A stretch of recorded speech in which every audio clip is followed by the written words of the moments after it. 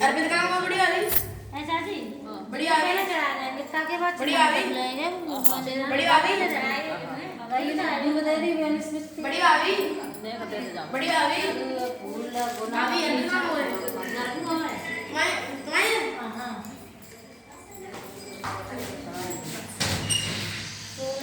इधर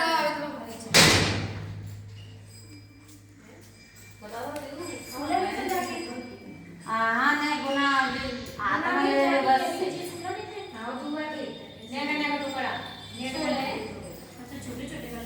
मकड़ी कम से ओले लगी मम्मी नहीं गुना चलो सुना लो सुना श्री गणगौर व्रत कथा की विधि। पूजन करते समय मिट्टी की गौरी बनाकर के उन पर चूड़ी मावा सिंदूर चढ़ाने का विशेष महत्व है। चंदन नक्षत्र धूप दीप नैवेद्य से पूजन करके सुहाग सामग्री चढ़ानी चाहिए, फिर भोग लगाना चाहिए। पूजा के बाद व्रत रहने वाली सुहागिना की गौर पर चढ़े सिंदूर को अपनी मांग में भरना चाहिए, इससे सुहागना रहता है, ऐसा पुराणों में लेख है। इस प्रकार विधि विधान से पूजा करने से सुहागिनें सदा सुहागिन रहती हैं। एक बार भोलेनाथ शंकर जी पार्वती जी के साथ लीला करने ब्रह्मनाथ कर चल दिए। भ्रमण करते समय तीनों एक शहर में गए। उस दिन चैत्र की शुक्ल तृतीया थी। शहर के रहने वालों को जब शंकर जी तथा पार्वती जी के आने की खबर लगी तो साहूकारों की स्त्रियां उनकी पूजा करने के लिए तरह तरह के व्यंजन पकवान बनाने लगी। इसी कारण से उन सुहागिनों को बहुत समय हो गया। वह निर्धन सुहागिनों को जैसे ही खबर मिली कि वह जैसी बैठी थी वैसे ही उठकर थाल में हल्दी चावल अक्षत तथा जल लेकर से पार्वती के सम्मुख जाकर उनकी विधि पूर्वक पूजा करने लगी। उनकी अपार श्रद्धा भक्ति को देखकर माँ गौरी ने उनकी पूजा स्वीकार की तथा उन सबके ऊपर सुहाग रूपी हल्दी छिड़ककर सुहागवती होने का आशीर्वाद दिया। मातेश्वरी से आशीर्वाद प्राप्त करके वे निर्धन स्त्रियां अपने अपने घर चली गई। इसके बाद साहूकारों की स्त्रियां 16 श्रृंगार 56 प्रकार के भोजन सोने चांदी के थाल को सजाकर लाई।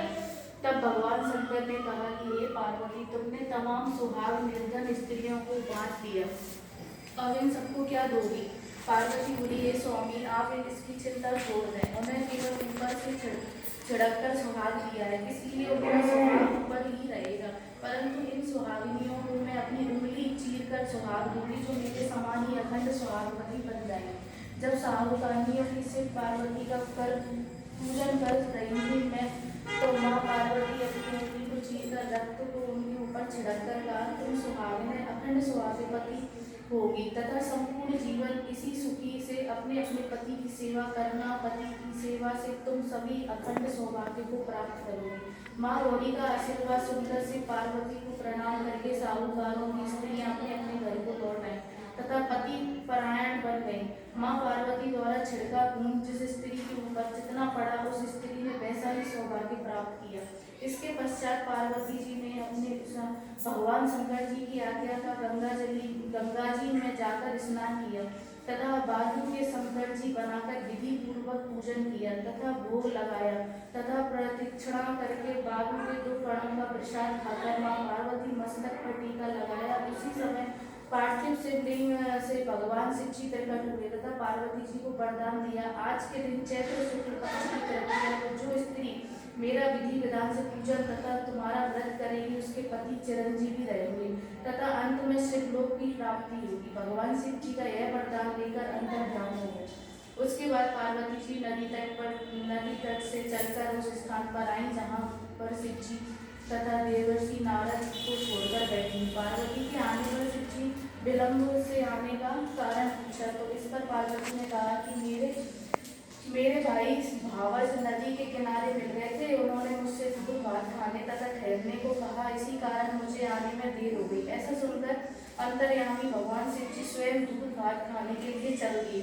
पार्वती जी ने जब समझा कि हमारे झूठे से खुलने लगी तो माँ गौरी मायूस होकर से शंकर जी से प्रार्थना करने लगी, हे भोले भंडारी, आज हमारी लज्जा आपके हाथ में है।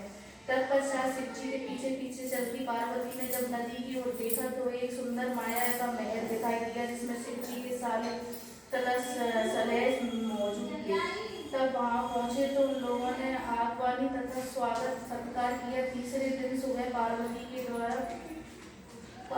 द्वारा चलने की कहने पर शिव जी ने मना किया। इस पर महागौरी गुस्सा होकर अकेली वहां से चल गई। तब शंकर जी परेशान होकर नारद जी को साथ लेकर वहां से उनके पीछे चल पड़े। तीनों लोग चलते चलते काफी दूर निकल आए। सायंकाल होने पर शिव जी बहाना बनाया कि मैं तुम्हारे मायके में अपनी माला भुलाया हूँ। इस पर पार्वती माला लाने को तैयार हुई, लेकिन शिव की आज्ञा न होने से अपने ना जाकर नारद जी जाकर देखते हैं कि ना मधुमहल अंधकार में घोर हिंसक पशु घूम रहे हैं।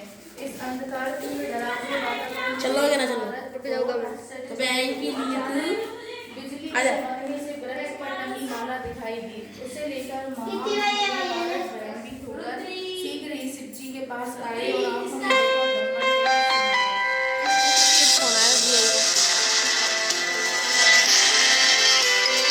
मुनि नारद, आपने देखा है पार्वती ने अनोखी माया की। वे अपने पार्थिव पूजन की बात को आपसे गुप्त रखना चाहती थी, इसलिए उन्होंने झूठा बहाना बनाया। फिर से सत्य करने के लिए उन्होंने अपनी पतिव्रत धर्म की शक्ति से एक रचना की।